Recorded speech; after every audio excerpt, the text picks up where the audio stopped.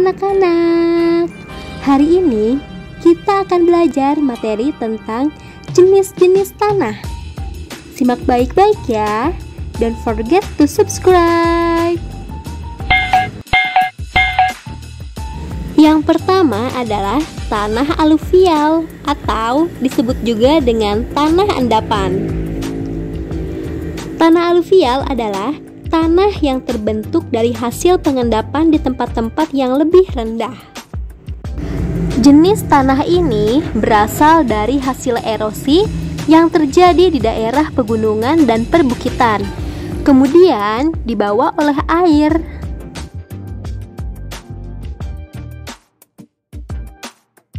Jenis tanah aluvial banyak ditemukan pada lembah aliran sungai dan dataran rendah. Jenis tanah ini tergolong sangat subur. Sebagian besar wilayah tanah aluvial dimanfaatkan untuk pertanian, terutama tanaman padi. Daerah ini merupakan lumbung-lumbung beras di tanah air. Nah, itu mengapa jenis tanah aluvial disebut cocok untuk lahan pertanian, karena memiliki kadar air yang sangat tinggi.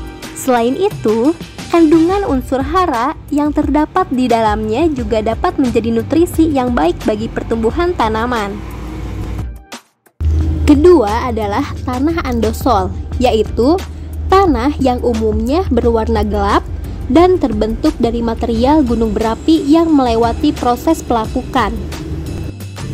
Tekstur tanah andosol mulai dari lempung berpasir hingga liat berpasir. Tersebar di daerah yang memiliki banyak gunung berapi, mulai dari Pulau Sumatera, Pulau Jawa, Kepulauan Nusa Tenggara, sebagian Pulau Sulawesi, hingga Kepulauan Maluku. Tanah andosol dapat digunakan untuk menanam padi, sayuran, maupun tanaman perkebunan. Tanah andosol memiliki karakteristik berwarna sangat hitam hingga kecoklatan dan bersifat mengikat air di samping sistem drainase yang harus baik juga. Sehingga kesuburan tanah andosol sulit hilang karena didukung oleh sifat dan karakteristiknya yang tadi. Ketiga adalah tanah latosol. Tanah latosol berasal dari erupsi gunung berapi. Tanah latosol memiliki ciri berwarna kemerahan hingga kekuningan dengan kandungan bahan organik sedang. Latosol hanya ditemukan di daerah hangat serta lembab. Tanah ini biasa ditanami kelapa, pohon karet, padi, dan palawija. Keempat adalah tanah regosol. Tanah regosol merupakan tanah yang berasal dari letusan gunung api. Tanah regosol memiliki ciri mirip pasir, bertekstur kasar, dan berwarna abu-abu hingga kekuningan. Tanah jenis ini mengandung sedikit bahan organik, palawija dan buah-buahan cocok ditanam di tanah regosol. Tidak semua tanaman cocok ditanam di tanah regosol. Namun, untuk urusan pertanian, tanah regosol ini ialah tanah yang paling banyak menjadi jawaban. Sebab, tanah regosol terbentuk oleh material-material endapan letusan gunung berapi. Jadi, kandungan unsur haranya sangat banyak. Kelima ialah tanah organosol atau disebut juga dengan tanah gambut. Tanah gambut terbentuk dari bahan-bahan organik. Jadi, tanah gambut tidak berasal dari pelapukan batuan. Tanah gambut terbentuk dari tumbuhan rawa yang telah membusuk dan tertimbun bertahun-tahun lamanya. Tanahnya kurang subur. Jenis tanah ini terdapat di daerah rawa-rawa seperti rawa-rawa di Sumatera, Kalimantan, dan Papua Irian Jaya. Keenam ialah tanah litosol atau tanah berbatu-batu. Tanah litosol terdiri dari batu-batu yang relatif masih keras karena belum lapuk dengan sempurna. Tanah jenis ini belum baik untuk tumbuhnya tanaman karena akar tanaman sukar menembus dan mencari unsur hara yang berada di dalamnya. Jenis tumbuhan yang dapat tumbuh di tanah litosol hanya rumput liar, seperti alang-alang. Di Indonesia, Jenis tanah ini terdapat di lereng-lereng pegunungan yang mengalami erosi berat. Ketujuh ialah tanah grumusol atau tanah berat. Tanah grumusol terbentuk dari batuan kapur dan batuan hasil letusan gunung api.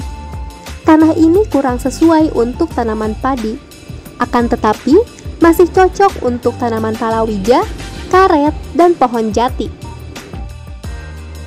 Kedelapan ialah tanah podzolit. Jenis tanah podzolit terbentuk di daerah yang memiliki curah hujan tinggi dengan suhu yang rendah. Warna tanah kuning sampai kelabu. Di Indonesia, jenis tanah ini terdapat di daerah-daerah pegunungan yang curah hujannya tinggi. Tanah podzolit tergolong tanah yang subur. Kesembilan ialah tanah laterit. Tanah laterit terbentuk karena unsur-unsur hara yang ada di dalam tanah telah hilang, tercuci oleh air hujan yang meresap dan mengalir di dalam tanah. Warna tanah laterit adalah kekuning-kuningan sampai merah. Jenis tanah ini terdapat di Kalimantan Barat, Lampung, Sulawesi Tenggara, dan Banten. Kesepuluh ialah tanah mediteran atau tanah kapur. Tanah mediteran terbentuk dari batuan kapur dan batuan sedimen yang telah mengalami pelapukan. Tanah ini pada umumnya memiliki kandungan bahan organik yang rendah. Tanahnya tidak subur, akan tetapi masih cocok untuk tanaman kayu jati. Jenis tanah ini terdapat di Jawa Tengah, Jawa Timur, Nusa Tenggara, dan Maluku.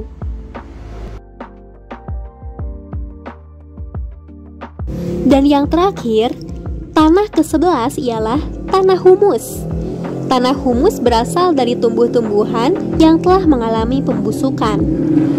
Daun-daunan yang jatuh ke tanah serta pohon-pohon yang telah mati mengalami pembusukan hingga akhirnya menjadi tanah. Pada hutan-hutan yang masih lebat, bagian atas dari tanah terdiri dari tanah humus. Sifat tanah ini sangat subur. Nah, anak-anak, materi tentang jenis-jenis tanah telah selesai. Don't forget to subscribe. Semoga bermanfaat. Thank you.